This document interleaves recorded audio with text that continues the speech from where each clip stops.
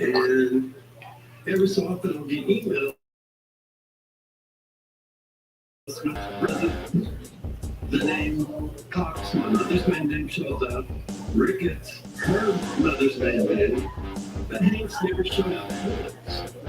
But Jones has popped up many times. And I called her, she lives in Georgia. I called down there and I said, Kevin, it's been a question for all these years. How are you to the DNA? I know I did, you know, there's nobody. But if I don't change how I life, but I won't come to truth and make stuff. Results of the DNA test will return and coming out on June 10th. Welcome everybody to a very special episode of Run the Chair After Dark. And we'll be ready to go in a few minutes.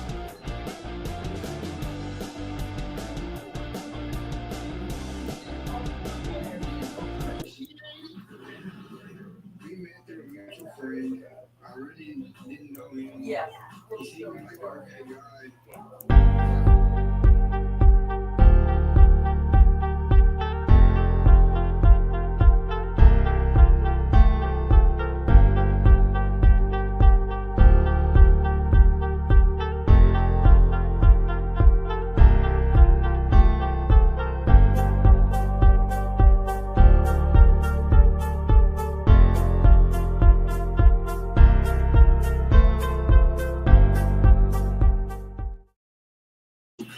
Hello, everybody. I am your host, Nathan Noss. Tony might be on a little bit later. This is a recap of Monday Night Raw. It was supposed to be last night, but full disclaimer, I fell asleep, so we're doing it today.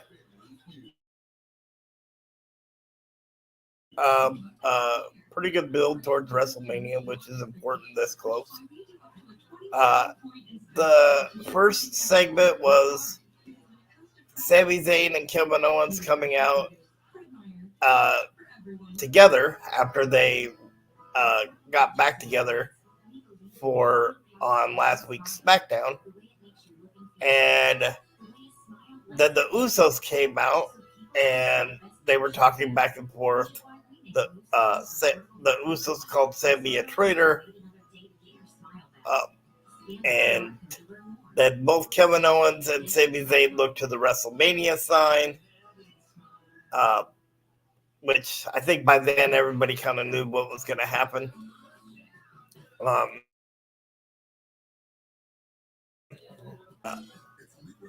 And then the Usos started saying that they were going to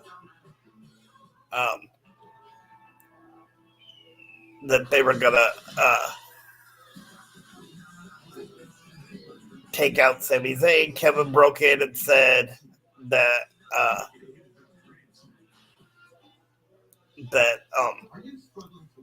everybody knows how this is going to go, so let's just get to the chase.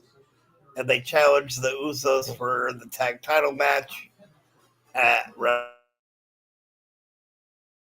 WrestleMania. Accepted. Then there was a brawl, which I thought would have been a little bit more back and forth, but it was kind of one-sided, especially after Kevin Owens threw Jey Uso over the barricade. And then they kind of like powdered out towards the back. As they were walking towards the back, though, an SUV pulled up, and it was Roman Reigns with Solo Sikoa driving. And so then it went to commercial, and which brings me up to another point. I wish they would go permanently to the fact that the first hour commercial free, because that was just easier. So and then it showed. So the first match was Austin Theory versus Montez Ford, which I think Montez Ford is a future either United States or heavyweight champion, uh, whenever they decide to split up the Street Profits. Hey, both guys hitting their spots. Montez hit a really cool dive over the top rope where he landed on his feet, kind of like a no-hands Superman dive, i.e. Undertaker, but he put his own little twist on it. But then Montez kind of played to the crowd, which I think that's where a heel turn for him would come in handy, because then he would stop playing to the crowd so much. Not that I think playing to the crowd's a bad thing, but I think they're at the point now where, especially if they're going to make him ascend to the next level, that that might need to change. So he played to the crowd, got distracted, and Austin Theory, and then hit him with the A-Town down. Got the pin. Said that Montez Ford didn't know who he was. Now he does. And at WrestleMania, John Cena doesn't know who he is, but after WrestleMania, he will. And then he threw the microphone down. Then it showed Roman Reigns in his back locker room with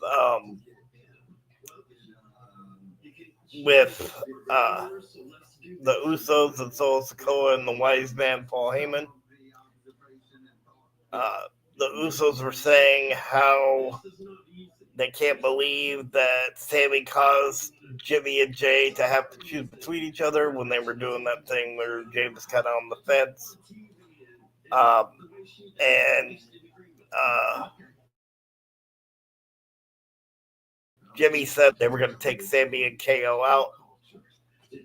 Roman said, well, that might be, but tonight you got your butts kicked, kind of. Going back to that first segment, I'm sorry, I do that a lot, so just bear with me.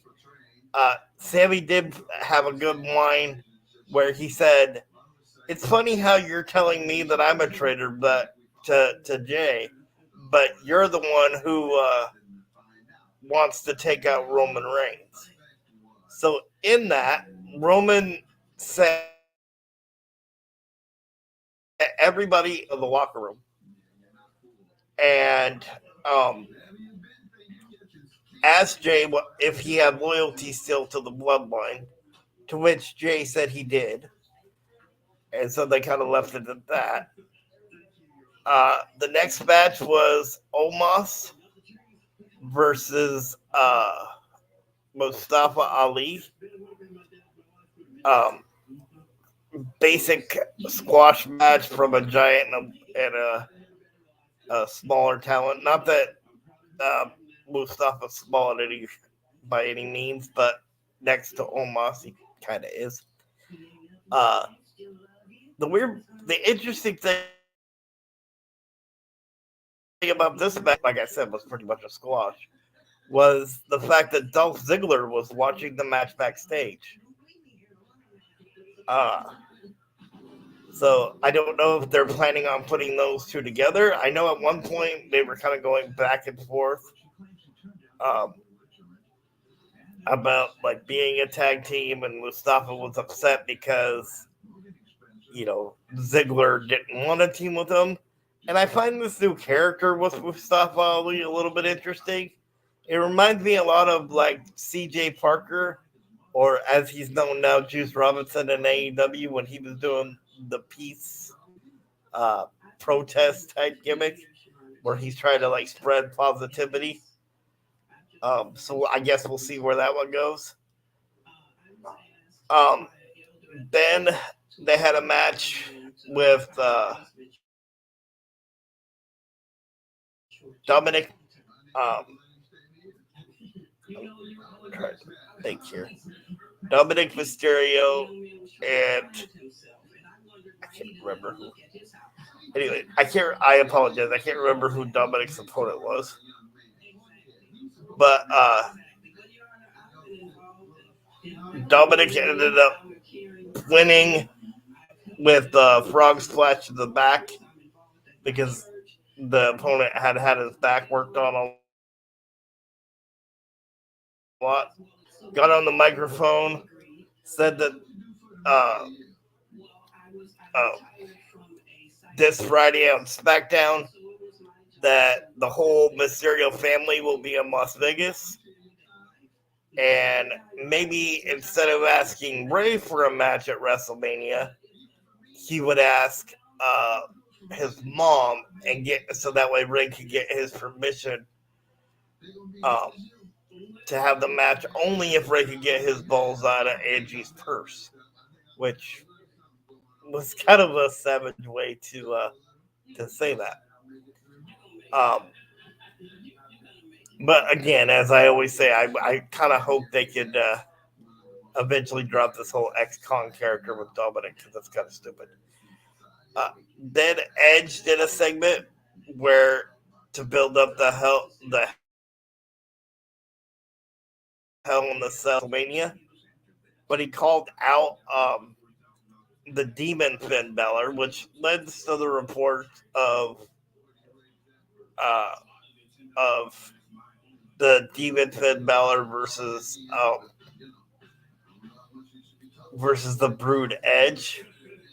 So that I'm hoping that happens at WrestleMania. Then Chelsea Green showed up backstage again next to Adam Pearce because that tends to be her thing now. And then she said she was color coordinated with her tag team partner Carmella, but Carmella wasn't there, and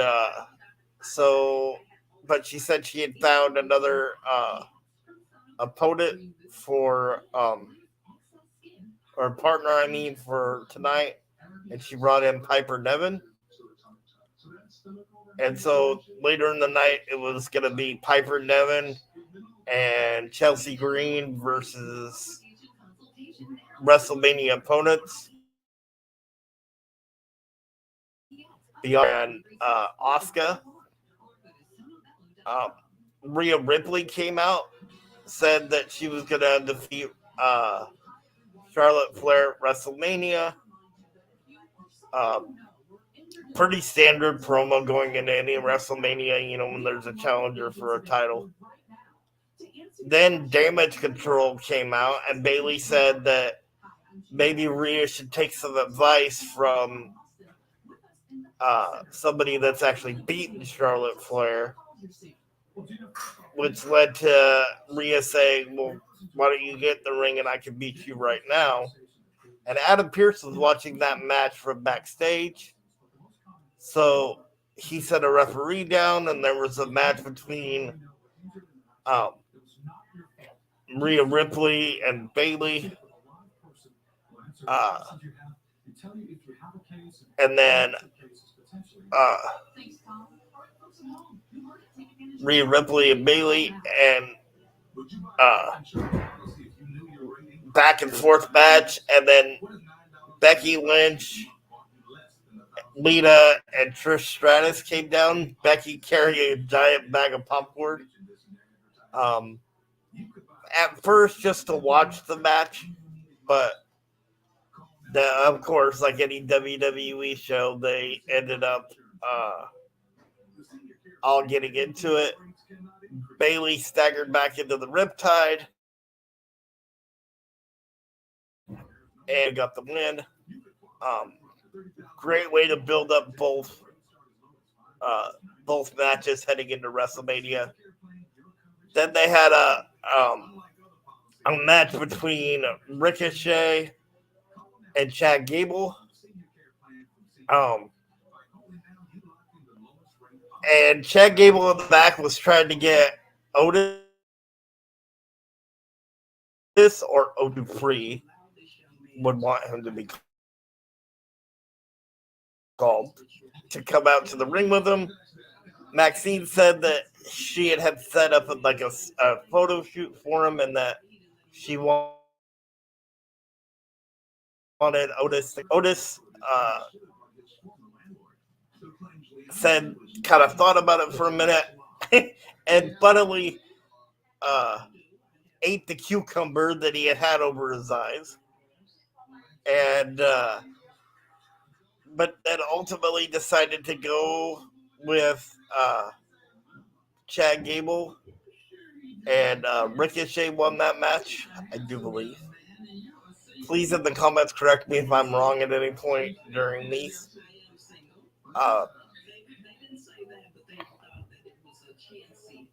So then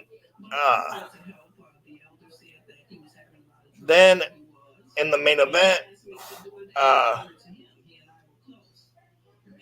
you had well, it wasn't a match. It was just Roman Reigns. Roman Reigns confronted Cody Rhodes. Both guys went back and forth. Cody said he was going to beat Roman, that it was his time. And then Roman said that Cody couldn't even stay in the company that he even created.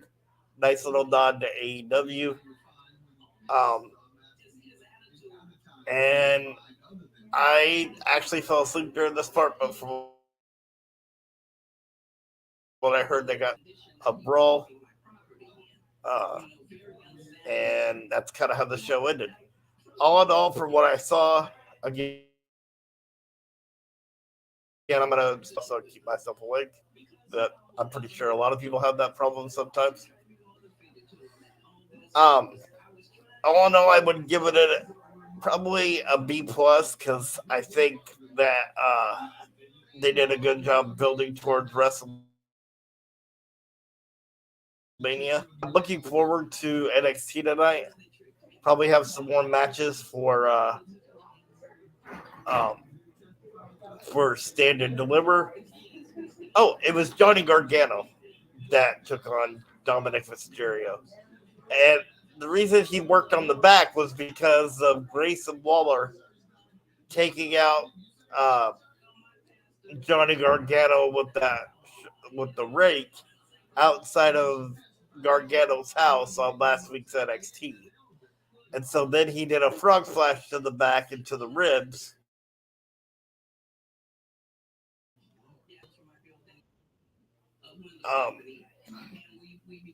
So I am really looking forward to NXT, like I said. I want to know who this Sebastian is, to tell you the truth, with Briggs and Jensen. And it's awesome how Shawn Michaels is keeping tag teams that aren't necessarily in the title picture. Because right now it's just Gallus and Pretty Deadly that are going for the tag titles. Well, at least the men's tag titles. But I think it's awesome that Shawn Michaels is keeping other tag teams involved. Although, to be fair, who would be better to understand that than Shawn Michaels? With all his success as DX and then his original tag team as the Rockers. So I want to know who the Sebastian is. I'm anxious to see who else maybe is going to get a qualifying match for the ladder match. And really how they build up the match between Carmelo Hayes and Braun Breaker. Because I think they have the possibility of really building that one up really well. Although there's not a lot of time to really build that one up, considering Stand and Delivers the 31st, so I believe that's next Friday. But, I'm sure they're going to find a way to do it. I'm kind of anxious also to see how Scripps and Axiom do their thing. I don't know if it'll be a mass versus mass match maybe at Stand and Deliver.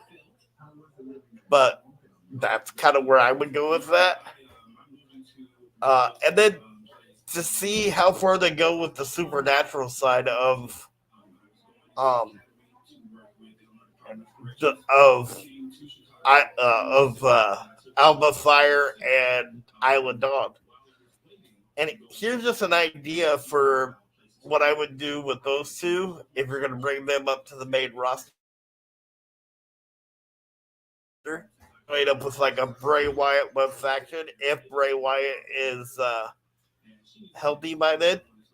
For those who don't know, the rumor going around is that Bray Wyatt is actually has an illness and not so much an injury. So that's why he hasn't been around. Although they have been dropping little hints about him with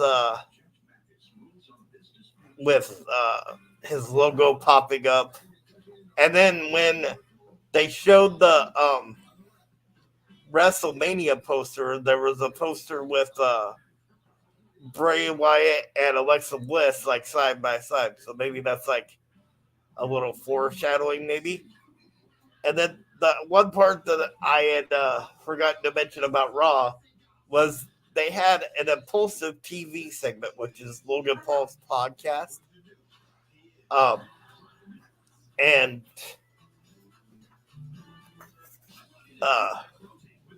so Logan Paul said they were in St. Louis, Missouri. And Logan Paul said that he would have booked a guest for St. Louis, Missouri, but none of his friends from Los Angeles would want to come to St. Louis. So that's why there was no guest. He kind of ran down the fact that the St. Louis Rams aren't there anymore, but now they're the Los Angeles Rams, and he was going to follow the Rams and head back to LA. And just as he was about ready to start going back into another slam on the St. Louis crowd, his microphone cut out and he couldn't figure out why.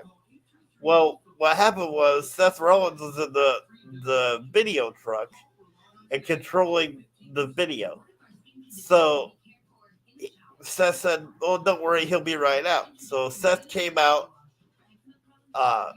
The fans started to sing a song even before he got to the part where they would play it to the ramp, which Logan Paul told them to shut up. And then Seth came out. They brawled, and a match for WrestleMania. Because Seth had started to get the advantage on Logan. It was looking like he was going to hit the like a diving splash onto the announce table. But the security stepped in the way, the Impulsive security. I don't think it was the event security. And so they jumped on the table and or they jumped in front of the table. And so Seth did a dive onto the security. Then more security came out, and Seth tried to separate the both of them. And then Seth, as he was being held back, Logan came around the corner with what, if they really wanted to push it, could be an illegal punch, because apparently Logan's got titanium in his fist from a surgery I think he had recently. And it knocked Seth Rollins out, so Seth was kind of like laying on the ground completely out, and then when he came to, he was just out of it. So we're going to take about a 30-second break, but before we do that, I'd like to thank one of our sponsors, the CARE program, which stands for Community Action Reaching Everybody. If you're interested in that program, please get a hold of Becky Bernhardt on Facebook and to get some information. And we'll be back in 30 seconds.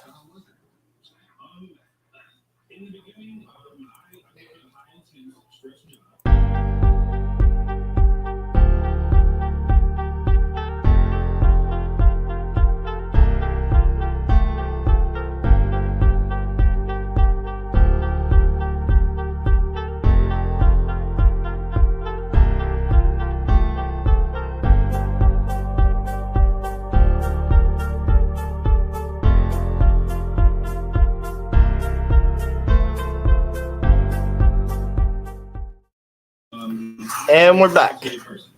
So, I think WrestleMania is going to be a good show. I think they've done a good job as doing their backup plan, because originally I think they were hoping that it would be The Rock and Roman Reigns, but now they're going with Cody, which I think is the right move with everything concerned. And I love the fact that Sami Zayn and Kevin Owens are back. Although it'd be funny if Sami Zayn got injured, like maybe next week, and he like goes away and doesn't show up on SmackDown, and then all of a sudden, instead of Sami Zayn at WrestleMania, we get the return of El Generico, who, storyline wise, I believe was at an orphanage in Guadalajara, Mexico. And for those who don't know, that was like Sami Zayn in a mask, but it would still be interesting. And the one that Kevin Owens had most of his great matches with in Ring of Honor.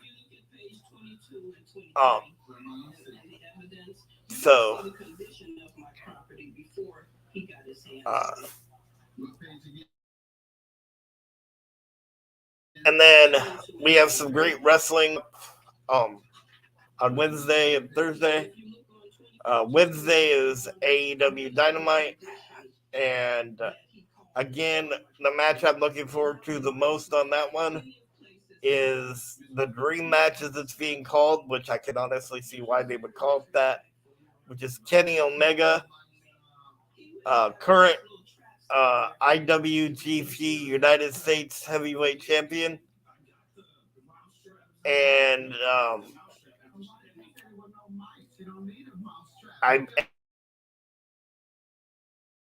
again, I'm probably gonna butcher this guy's name, but I apologize. But it's Hilo Vaqueiro, who is was, I don't really know if he still is, the AAA Omega Championship. And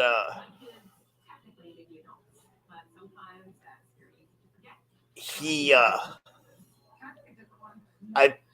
I think that match is going to be amazing. There were some plans to have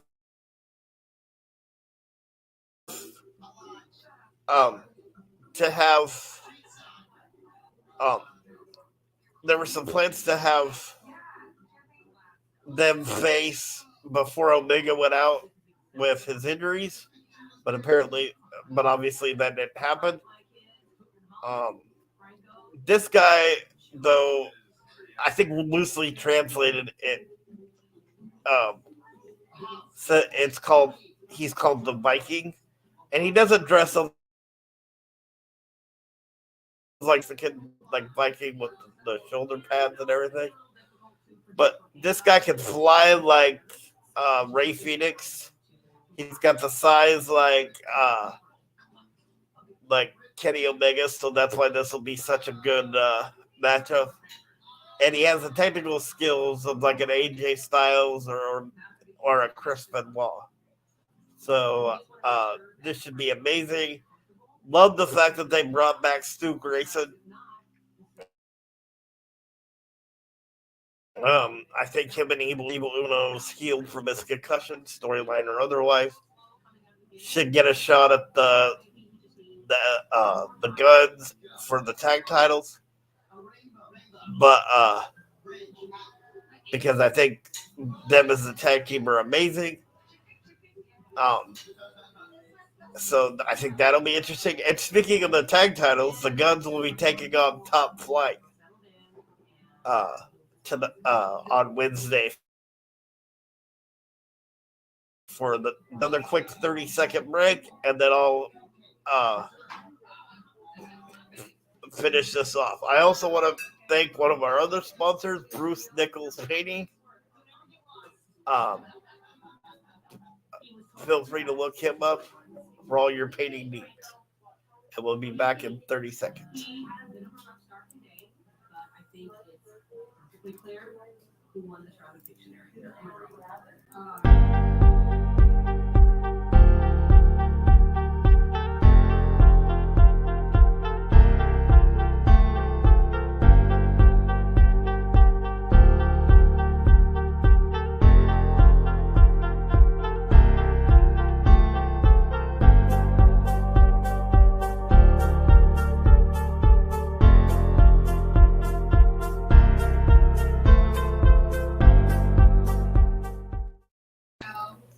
So, as we're wrapping this up, I want to let you guys know what we have coming up.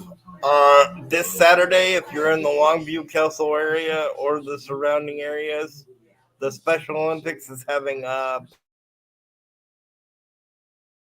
pancake breakfast family on Ocean Beach. From 8 to 11, $10. Come out and support a good cause. And then as far as guests goes, on the 5th, we have an interview with Special Olympics own DJ Shane. So be on the lookout for that. Also, on April 16th, we have Wesley, another Special Olympics athlete, who just went to the Jericho Cruise and claims he's an expert in the 1960s wrestling scene and the current Seattle wrestling scene, so that should be interesting. On the 23rd, we have manager extraordinaire Al Tubbs from WCWC fame. Also the manager of one of the hottest factions in wrestling right now, Hellbound. No pun intended. And then on May 19th, DJ Shane will be bringing back for one night only Soa Radio. So there's a teaser for that out on YouTube if you look up Soa Radio. I believe I will be helping with the executive producer roles in that one, but that's still to be determined.